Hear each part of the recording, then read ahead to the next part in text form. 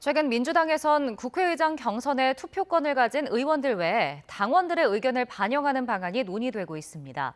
원내 의사결정에 당원 참여를 확대하겠다는 취지인데 대부분 전문가들은 대의민주주의 체계를 뒤흔들고 정치의 양극화를 부추길 거라고 우려하고 있습니다. 보도에 손효정 기자입니다. 국회의장 경선에서 당원들의 압도적 지지를 받았던 추미애 당선인이 떨어지자 일부 당원들은 당을 떠나겠다, 표를 색출하겠다며 실망감을 드러냈습니다.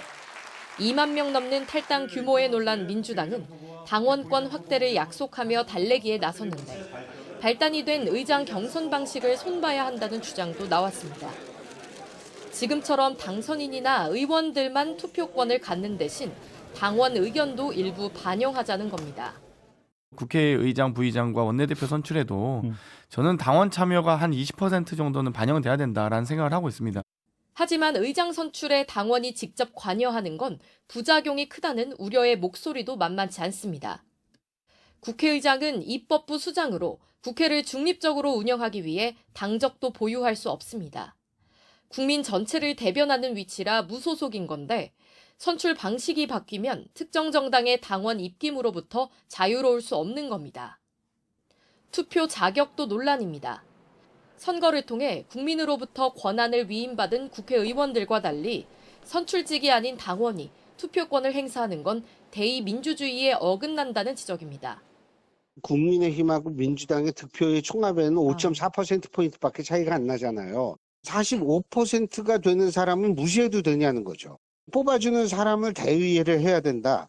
그게 아니고 전체 국민을 대신해야죠. 헌법과 국회법이 규정한 국회의원의 직무 활동을 방해할 거란 우려도 있습니다. 이번 경선에서 이른바 명심 논란이 불거졌듯 의원들이 양심과 소신에 따라 투표하는 게 아니라 당심에 지나치게 얽매일 수 있다는 지적입니다. 정당 그 자체보다는 특정 인물에 대한 부분들을 지지하는 모임으로 돼 있기 때문에 국민의 대표자인 의원들이 자신의 그 생각대로 투표하는 행위를 막겠다는 거기 때문에 전문가들은 의정활동 책임을 의원들이 스스로 지지 않고 당원에게 떠넘기며 책임 정치가 약화하고 강성당원 참여로 팬덤 정치가 심화해 중도층이 더 소외될 거란 분석도 내놓고 있습니다. 당내에서도 당직과 달리 원내직은 의원이 선출하되 당원의 뜻은 다른 방식으로 반영해야 한다는 목소리가 나왔습니다.